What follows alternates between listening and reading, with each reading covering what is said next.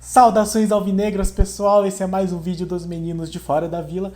Eu sou Danilo Rattori, trazendo o nosso já tradicional giro de notícias, a maneira mais rápida, ágil e eficiente, para você ficar por dentro de tudo o que acontece com as sereias, com a base, com os bastidores e os arredores da Vila Belmiro. Então vem com a gente, hoje nós vamos falar sobre sereias e a reestreia de Cleiton Lima à frente da equipe com vitória e goleada, alguns resultados da base também, sub-17 e sub-15, e uma notícia que vem circulando aí, que não é exatamente uma notícia ainda, mas é uma possibilidade interessante que tem a ver com uma relação entre o Santos, a Portuguesa e o Canindé. Então vamos falar sobre isso, mas antes peço sempre, se inscreve no canal se você não for inscrito, deixa o like, compartilhe. Se você já for um inscrito, muito obrigado pela força e pelo apoio ao nosso canal.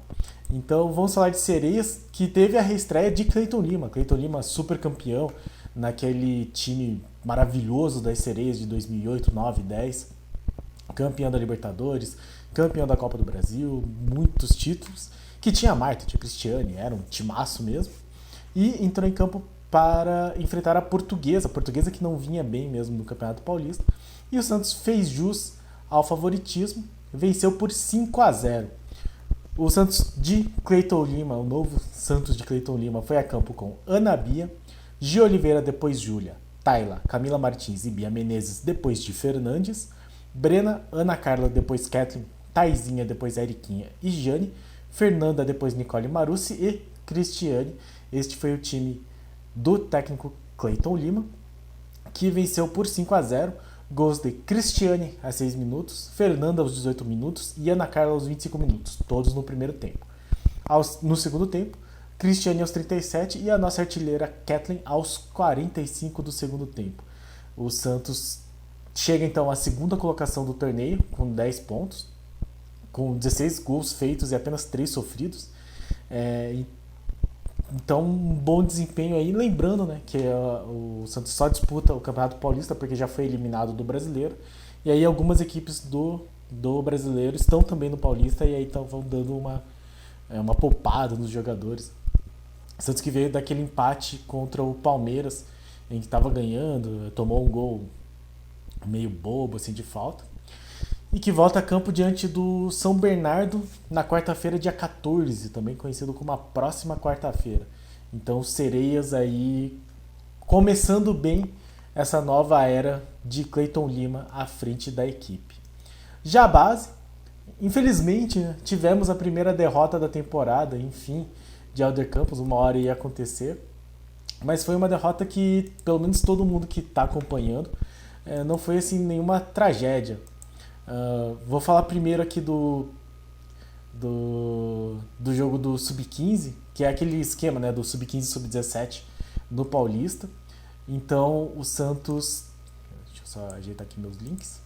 O Santos no Sub-15, que joga mais cedo, enfrentou o Guarani e venceu de virada não venceu de virada, venceu por 1-0, desculpem, falha técnica. Venceu por 1-0, gol de Luca Meirelles. Então o Santos é líder do grupo 24, com 6 pontos ganhos, e aí volta a campo para enfrentar novamente o Guarani. Esse é o time do Sub-15, o time que é treinado pelo Rafael Bahia, e foi a campo com João Pedro, Ligeiro, João Alencar, João Ananias e Vinícius Lira, Lucas Jaime, Murilo e Pepe Firmino, Jonathan, depois Asaf, Matheus Xavier e Lucas Meirelles, depois Rian, ou Ryan, nunca sei. Santos que perdeu, né, aquele primeiro jogo de virada para o Novo Horizontino, estava ganhando de 2-0, tomou 4-2, mas venceu a União Barbarense, agora vence o Guarani, assume a liderança e vai começar a segunda fase do turno. Imagino que os 2 primeiros classifiquem, e aí deve começar o mata-mata, né? Imagino que seja isso, muitos times aí no Sub-15. Já o Sub-17, então, perdeu a sua invencibilidade na temporada, vinha invicto tanto no Paulista quanto no Brasileiro. Eu acho que alguns jogadores foram poupados, inclusive, pelo treinador Alder Campos, até teve uma escalação um pouco diferente. Então, o Gustavo Casanova, que eu ainda não tinha visto atuar no gol, Gustavo Leite, Martins, depois Cauã Souza, Samuel e Souza, Dudu, depois Arthur Manuel, depois Bernardo, Kenai e Gabriel Bom Tempo, Rodrigo César, Cauã Christian, depois Pedro Dutra e o David acabou jogando. Então o Santos que perdeu por 3-1, o gol do Santos foi marcado por Rodrigo César e aí fica em segundo no grupo com 4 pontos. Na próxima rodada do Paulista, o Santos enfrenta de novo o Flamengo de Guarulhos, mas dessa vez no CT Rei Pelé. Possivelmente, vai ser agora nesse fim de semana, já que o Santos também já jogou no meio de semana para enfrentar o Grêmio, que falaremos daqui a pouco. Então vai ser este jogo no sábado. O Santos que então vem de um empate contra o Novo Horizontino e a vitória sobre o Ecos de Suzano. O Santos sub-17 no Paulista. Já no Brasileiro, o Santos vem muito bem. Venceu o Grêmio de virada em Grêmio, no CTL o Dourado. E segue com a invencibilidade no Campeonato Brasileiro, então. Estava invicto nos 2 campeonatos, agora está apenas no Brasileiro, mas de qualquer forma no Paulista segue com chances também. Então o Santos venceu por 2-1, gols de Souza e Gabriel Bontempo. E aí notem que a escalação aqui já com jogadores mais conhecidos, né, que vinham jogando mais tempo. Então Rodrigo Falcão no gol, Netinho, Jair, Samuel Souza e Souza, depois Diego Matos, Gustavo Henrique, Gabriel Bontempo, depois Cauã Christian e Matheus Lima, depois Kenai, então Matheus Lima aqui titular, Rodrigo César, depois Pedro Ian, Bernardo, depois Lucas Ian e David. Então esse foi o time que entrou em campo e venceu o Grêmio de virada por 2-1. Os gols do Santos foram de Souza e Gabriel Bontempo. Com este resultado, o Santos segue empatado na liderança com o Atlético Paranaense, mas com desvantagem no saldo de gols, então em segundo lugar por causa disso. E aí, como eu disse, neste sábado o Santos vai enfrentar o Flamengo de Guarulhos no Campeonato Paulista Sub-17, e aí pelo Brasileiro joga na próxima quarta-feira, dia 14, quando joga contra a Chapecoense em casa, transmissão da Santos TV, então confiram lá o time do Sub-17 que vem fazendo muito bonito. Parabéns aqui pro trabalho do Helder Campos. Falando então da questão da relação com a Portuguesa. Estou aqui com a notícia, todas, inclusive, vou dar o crédito certinho, né? As fontes verdadeiras dessas notícias que eu estou pegando foram do Diário do Peixe, que faz um excelente trabalho, tanto sobre as sereias como sobre a base. E aqui eu estou pegando também a matéria do Guilherme Lesnock para falar sobre a questão da relação com a Portuguesa. Então não é exatamente uma notícia, não é como se tivesse já sido divulgada a parceria oficialmente, mas segundo o presidente da Portuguesa, Antônio Carlos Castanheira, parece que ele deu uma entrevista no Podpãocast, então deve ser aí um podcast desses que circulam pela internet, e ele falou que o Canindé está passando por obras e que o Santos está ajudando nessas obras com o intuito de já preparar o estádio para receber também jogos do Santos na capital. E isso é muito interessante porque é um indício bastante forte de que as obras da Nova Vila também vão ter início, possivelmente. E aí, caso a Arena em Santos siga com o seu projeto e seja aprovada e comece as obras, o Santos precisaria de um estádio, o Pacaembu está meio inviável. E o Canindé aparece como uma boa opção. Acho interessante.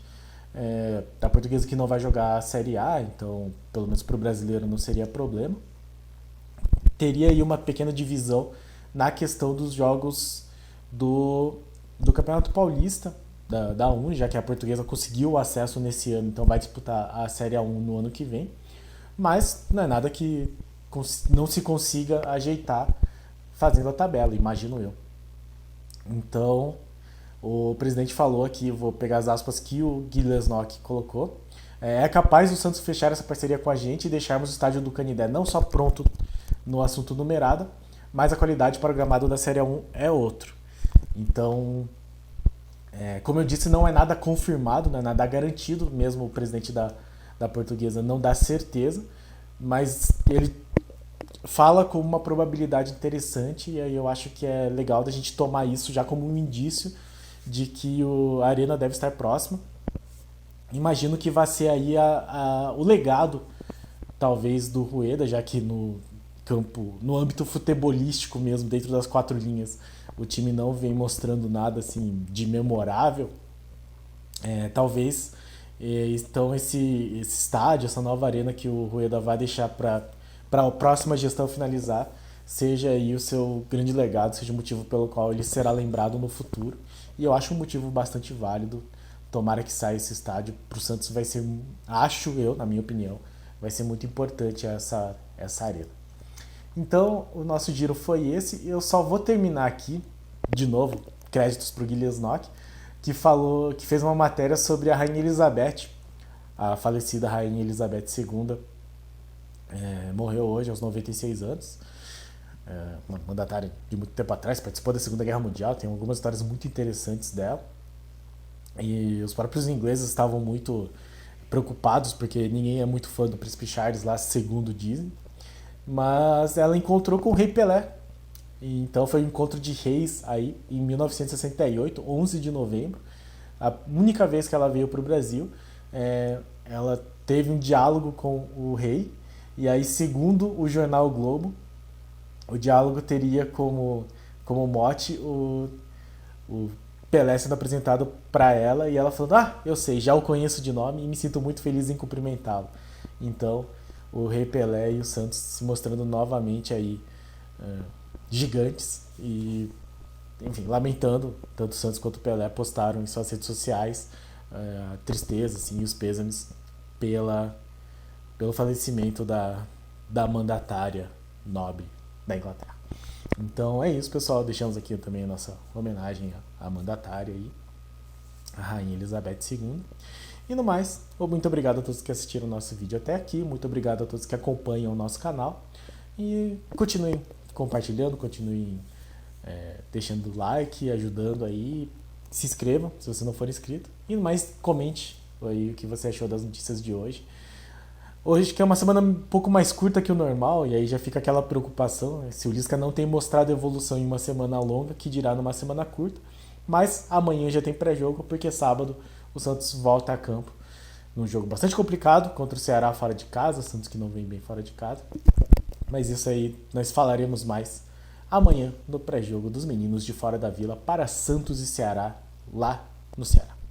Muito obrigado a todos e pra cima deles. Abraço.